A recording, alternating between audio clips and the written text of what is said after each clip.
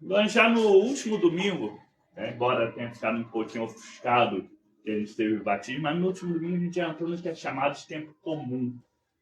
Também alguns grupos dentro da igreja gostam de chamar de tempo do reino. Porque, na verdade, esse período, né, tempo comum que é aquele que não tem nenhuma celebração especial, né, diferente de em outras quadras que a gente tem ali a Páscoa, durante todo aquele tempo a gente tem uma história muito bem definida, Natal, Epifania, Advento, enfim, Quaresma, a gente tem um grande tema que perpassa todos os domingos, todas as semanas daquela quadra. Esse não, esse é mais aberto, até porque se a gente for pensar o calendário litúrgico, né, o calendário da igreja, como um referencial ao calendário normal, então seria também o tempo que a gente está. Né? Por isso seria o tempo comum, porque após Pentecostes, quando a igreja é enviada para a missão, e antes do dia de Cristo Rei, né, que fecha o calendário, que é quando a gente tem o encontro glorioso com Cristo. Então, esse seria o momento histórico que a gente está. E por isso os temas estão sendo muito variados. Mas também pode ser chamado de tempo do reino, porque também é um tempo que fala do crescimento e da expansão do reino de Deus, né, no reino do nosso mundo. É por isso também que a cor litúrgica acaba sendo verde. Né? O verde sempre remete a gente uma coisa de puxado para a ideia da natureza, para expansão, crescimento. Né? Então é mais ou menos nessa ideia que a gente tem os textos de hoje, os que a gente vai ter por um bom tempo. E nos de hoje, especificamente, há um foco grande no critério do que é obedecer, do que é viver a vida cristã. A gente começa lá no Antigo Testamento, no Êxodo, com Moisés dando orientações àquele povo e o povo falando, não, a gente vai seguir, estamos juntos, vamos fazer isso sim, vamos seguir o que o Senhor mandar. O Salmo vai exaltar Deus, isso.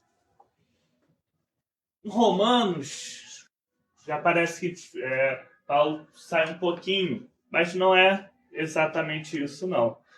Ele vai falar sobre a questão de nós sermos aceitos por graça, né, de que o Senhor nos chama, nos acolhe, nos busca pelo próprio merecimento de Jesus Cristo, não pelo nosso próprio. Né, e aí ele vai falar essa frase ali bem forte, que por alguém injusto, talvez alguém até se animasse a sacrificar por ele, mas o sacrifício de Cristo foi feito justamente pelos pecadores, pelas pessoas que não eram as mais ideais. Mas, de qualquer forma, está essa ênfase na graça. E quando a gente chega no Evangelho, a gente chega em Jesus chamando o seu time de apóstolos, né, o seu grupo, que já eram ali figuras bem fora do que seria esperado, né? Não era talvez o grupo mais invejável que existisse. Ali, inclusive, ele vai mencionar Mateus, cobrador de impostos, que já não era uma galera bem vista, Judas, que traiu, né? Vai ter toda uma galera ali, mesmo dos outros, ninguém ali era de grande destaque, né, entre aquelas pessoas. Mas eles foram chamados e o alerta, né, o que Jesus fala, além de dar a missão deles irem, o que eles iam fazer no mundo? Restaurar, levar a cura, libertação, salvação, que na verdade é um pouco o que a gente tem que fazer também. Aí a gente vai pensar assim, poxa, mas ele está falando coisas tão exorbitantes, né? Expulsar demônios, ressuscitar os mortos. Talvez a gente não vá fazer de forma tão igual num filme hollywoodiano. Mas, de alguma forma, a gente pode estar buscando viver isso no nosso dia a dia. Quando nós não damos espaço para as ações ruins, para a vivência ruim, para o ódio, para a destruição, a gente também está expulsando demônios. Quando a gente vai preenchendo a nossa vida, quando a gente está levando até a vida do outro a generosidade, o amor, a graça de Deus, nós também estamos fazendo isso. Né? A gente não precisa ser aquela batalha de filme, tá, para isso estar acontecendo. E assim também com as outras situações. Né?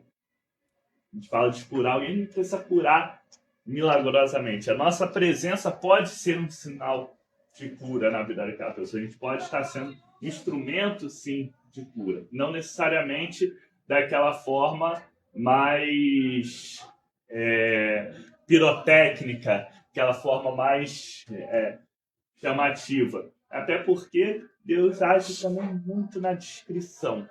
E isso é que muitas vezes a gente esquece. Né? A gente pensa muitas vezes em grandes milagres, mas esquece dos milagres ali que vão ocorrendo no dia a dia, na descrição.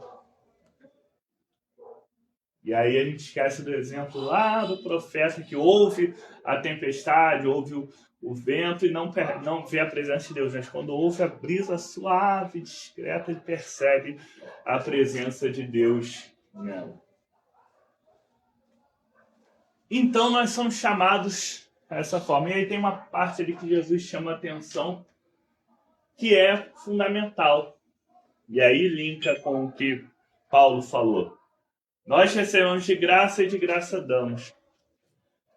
Os dons que Deus nos dá gratuitamente. O amor, a acolhida, a possibilidade, às vezes.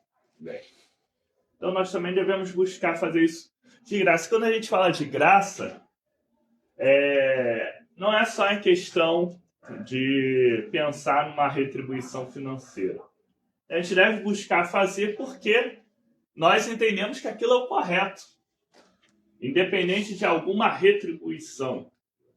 Claro que nós entendemos que à medida que nós vamos vivenciando o reino de Deus e fazer essas coisas, vivenciar e espalhar o reino de Deus, consequentemente nós vamos contaminando positivamente algumas pessoas e elas também vão começar a agir da mesma forma. Mas esse não deve ser o nosso foco. O nosso foco deve ser vivenciar, deve ser fazer, deve ser buscar realmente o que Deus nos orienta. Como o povo lá atrás falou, não faremos o que o Senhor ordenou, também devemos buscar tentar viver dessa forma. Tentar trazer isso para o nosso dia a dia. Então, se nós reconhecemos que Deus nos dá esses dons, que de alguma forma nós fomos alcançados pela graça de Deus, fomos alcançados pelo amor de Deus, também devemos buscar partilhar isso, garantir que outros também sejam alcançados, que outros também recebam essa graça, esse amor de Deus. E aí, nós vamos conseguindo com isso realmente agradar a Deus e realmente vamos trabalhando nessa expansão do reino de Deus, esse crescimento. É isso que nós somos chamados. Isso que hoje os índios também foram bem nesse caminho, né? A gente começou com o convite ao trabalho, né? Em missão. Então, esse que é o nosso chamado. Deus nos chama generosamente para participar da missão que é dele. Deus é que se importa com o mundo. Deus é que quer salvar, quer o melhor para as pessoas, quer dar a vida, a graça, misericórdia. E Ele nos convida a participar disso. E nós, quando aceitamos isso, vamos tentando buscar cada vez mais esse dar ao outro aquilo que nós recebemos também de Deus. Que Deus nos abençoe cada vez mais para fazermos a sua vontade, em nome de Jesus. Amém.